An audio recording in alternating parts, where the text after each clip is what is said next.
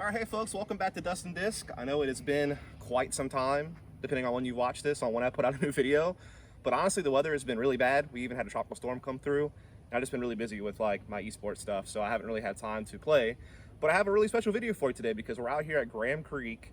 This is out in Foley, Alabama. There's 3 courses on this property. I have heard it's one of the best pieces of property to play disc golf at in the state of Alabama, so I'm really looking forward to it. The first course we're going to play today is called the Prairie. It's supposedly the, I guess, shorter, more open course on the property, a little bit more beginner friendly. Though some of the holes still looked a little bit difficult from what I could tell, but I've never played here before, so I'll be playing this blind. And yeah, we're just gonna have a good time. I got Tracy with me on the camera. We'll film her on some of her shots as well, playing from the red tees. I'll be playing from the white tees. And this first hole is about 300 feet. It says 295. You can see the tee right here. Basket, you can't really see it from the tee, it's kind of blind, but if you come out to this road and you look to the right, there's a big group of trees, and their basket's kind of tucked inside that group of trees from what I could tell over there on the right hand side. But again, I've never been here before, so I don't know for sure, but I don't even know if you can see it when you zoom in. It's really hard to see. It's like these like really kind of, you know, silver baskets, so they're kind of hard to see, but it's basically that group of trees over there to the right. So basically it's a turnover or forehand.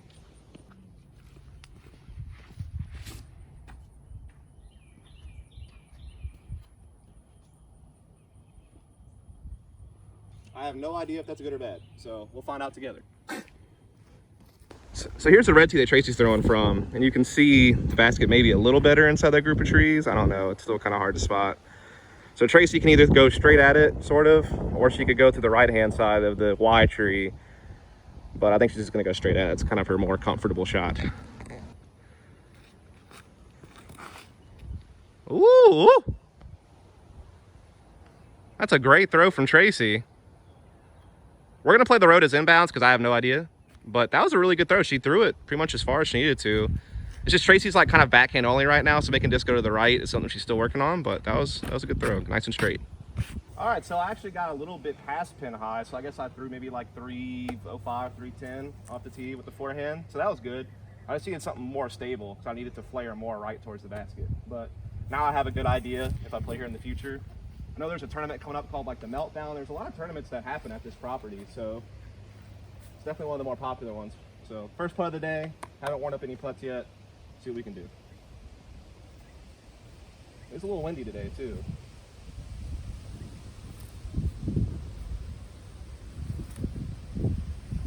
It's a little low, so that's gonna be a par for me as well.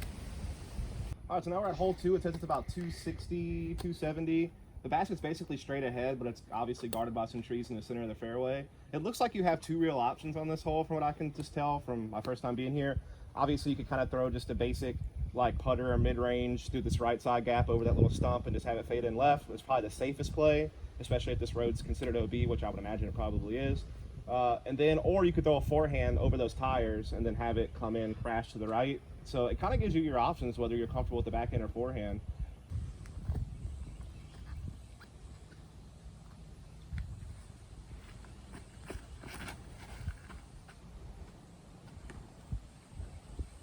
Let that one go a little early. Also a little headwindy.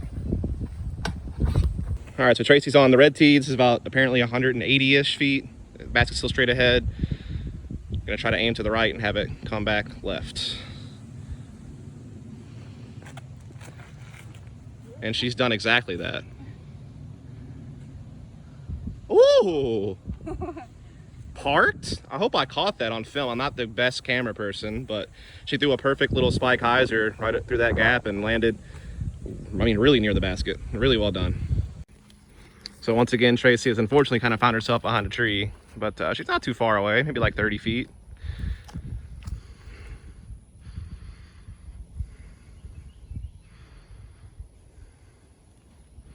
Oh!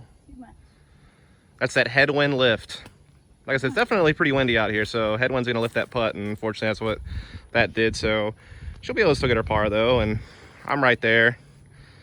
So I pretty much have it tap in par as well. It's like a 10-15 footer. So we'll move on. All right, so now we're at hole 3. It says 225 on the tee, but I just used a rangefinder and it said like 235, 240. But basically it's a suspended basket that's between these 2 trees right in the center of the fairway. Obviously you could go right and hyzer in, or you could go to the left gap here with a forehand. Seems like that's actually a little bit more open. So it kind of plays similar to the last hole, honestly, just a little bit different.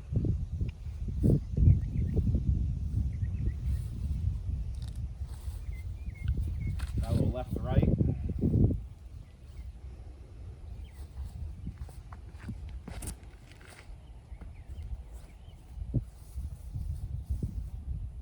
About pin high, maybe a little past the pin. All right, so Tracy's up on the red tee. She's about 180 feet away. Just got to basically aim right for that big tree in front of her. Basket's right next to that. Perfect shot. Woo, that looks good. I don't know if she went deep maybe, but I mean, that was perfectly aimed. Well done. Yeah. All right, so I'm circle one for sure, about 10 high. So am I. What? I'm right there. Yeah, you are. You got closer to me. So you have like a tap in birdie pretty much. However, it's my old friend, Hanging Basket. Big fan of these. Not big fan of these. Obviously, hole 16 at South haunts my nightmares every night. And to make matters worse with this being an elevated basket, straight headwind. So you definitely, depending on the wind, probably want to be more on the other side of the basket to have a tailwind putt. So I'm not that good. So it means the headwind's going to kind of rise my putt, so I have to aim a little lower than I normally would and hope for the best. I mean, it is kicking right now.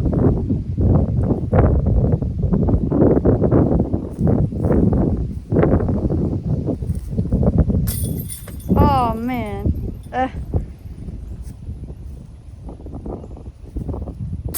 There you go. Player B's nuts, isn't he? That's par for me. All right, so this is for Tracy to take the lead. Get her first birdie. Get under par.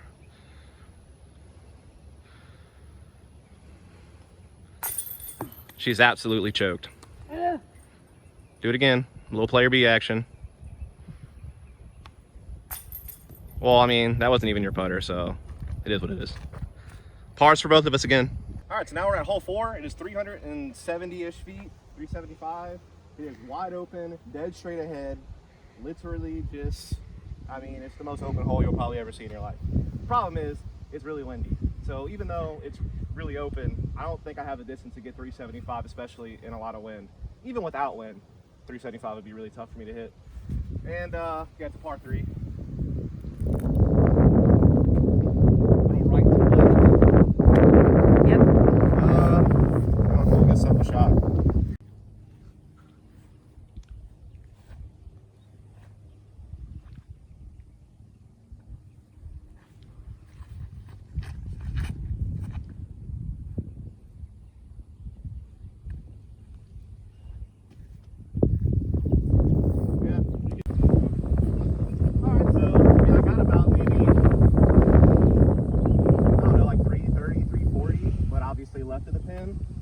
So not a bad shot considering how windy it was, but definitely not really close for a birdie putt. So I'm just gonna try to give it something. And did you see that? No. Yeah, so right to left. I'm definitely not trying to putt that. It's way too windy to putt. I'm trying to get close to the basket. That's 4 even.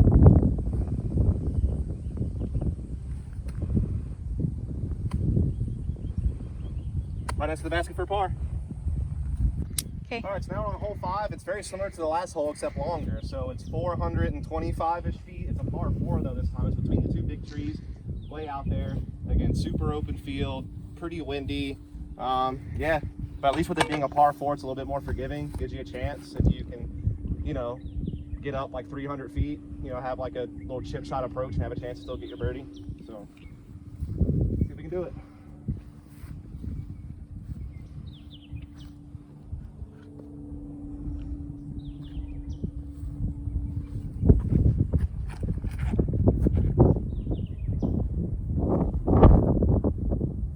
Bounced around so much. Yeah. Throw a couple more practice shots, but that's the one I'm going to keep, obviously.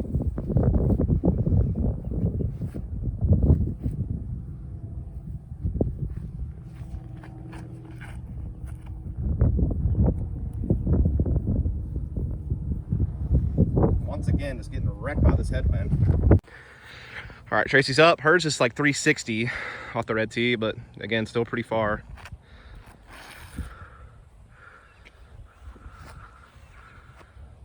Oh, that was a pretty good throw. Nice job, Tracy. Between the headwind and my noodle arm, I only got about 300 feet up the fairway, so that's not great, obviously. Yeah, just gonna try to still get a nice approach shot and just try to still get a birdie.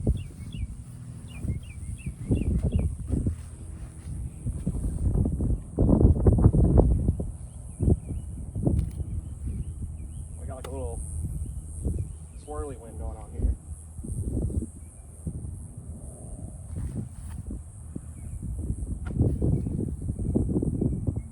A little short.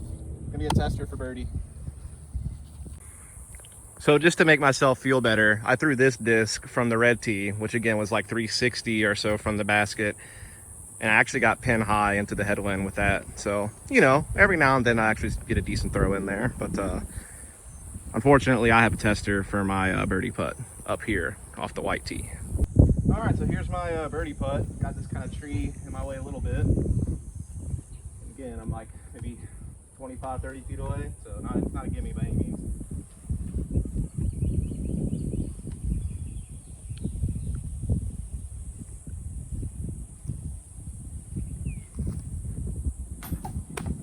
Another par for your boy.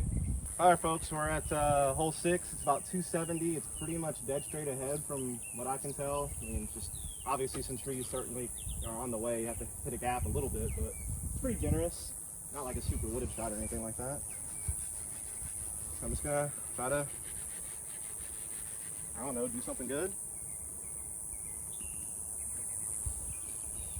I'm gonna kind of go at it with the fairway and just try to get down there.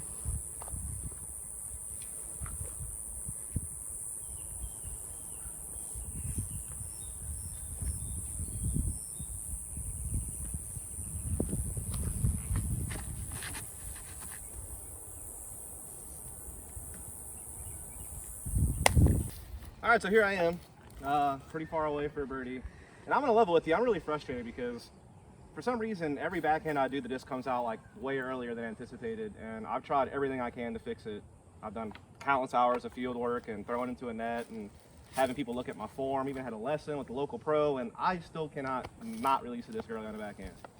It happens, I would say, like at least 40 to 50% of the time, and it's just really frustrating. So if you have any tips, let me know.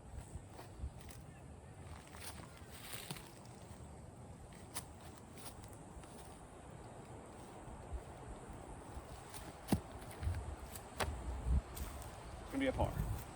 All right, so now we're on hole 7. It's sorry, right by the road.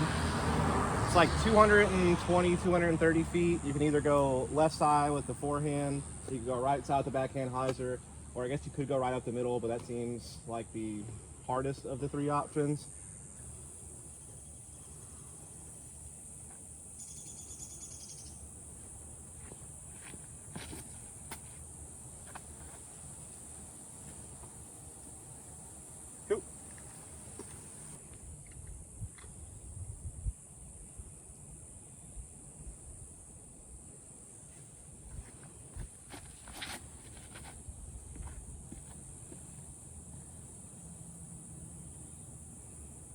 Not terrible, it came out on time. I just didn't put enough hyzer on it, so it just kind of flew flat. All right, so here's where I landed. I'm circle 1 for sure. Just trying to knock in this birdie putt. Haven't got a birdie yet today, so it'll be nice.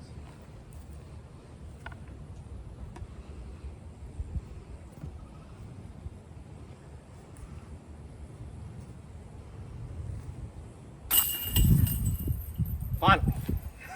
Another shorty here. This is hole 8. It is, I don't even know. I think it's like maybe 200 or less, honestly. It's really close. It's just dead straight ahead. Either you could throw like a backhand hyzer shot, or you could throw maybe like some kind of forehand over the roof of that little building. I'm gonna have some fun and try to go over the roof of this building a little bit. A little spiky forehand.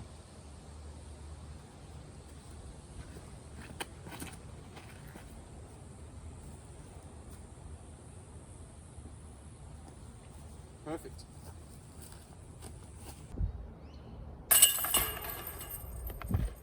Nice. right, so now we're on the last hole, the front 9. This is hole 9, about 290 feet. Basket is pretty much straight ahead. Looks like you could go over this mound and highs are in left, but there's a wall of trees right there. Looks like it's really hard to do. Seems like the gap is a little bit more open this left-hand side, that maybe throw like a forehand or a turnover. I'm gonna try to go for the forehand, see if I can get up there. Definitely like one of the most wooded holes we've played so far on this course. So.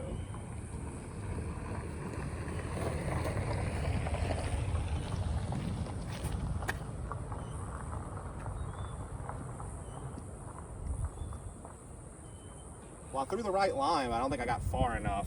Kind of like got rised up by some kind of wind out there. It's kind of weird, but took a good line. All right, so here's the final last hole. Try to get a birdie.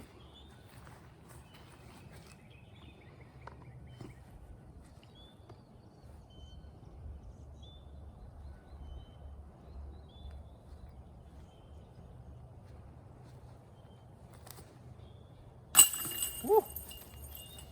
My putting's been on. So that puts me birdie, birdie, birdie to end it. So I'm 3 under through the front 9. So far, I really like this course. I think it's really beautiful. I think they've used the property really well. I think some of those open hole shots are definitely very challenging in the wind. I think those are like the 2 holes I feel like I could really only birdie in favorable wind. Like they're really tough. But the other 7 or so holes that we played, I felt like were definitely very birdieable. So I definitely feel like, you know, if I had more practice and if I was playing well, I think I could have maybe gotten a couple of more than I did. Maybe could end this front 9 like 5 under or 6 under if I played my best. So 3 under, not what I wanted, but not bad. And yeah, hope you enjoyed it. If you did, please follow up and catch you on the back 9.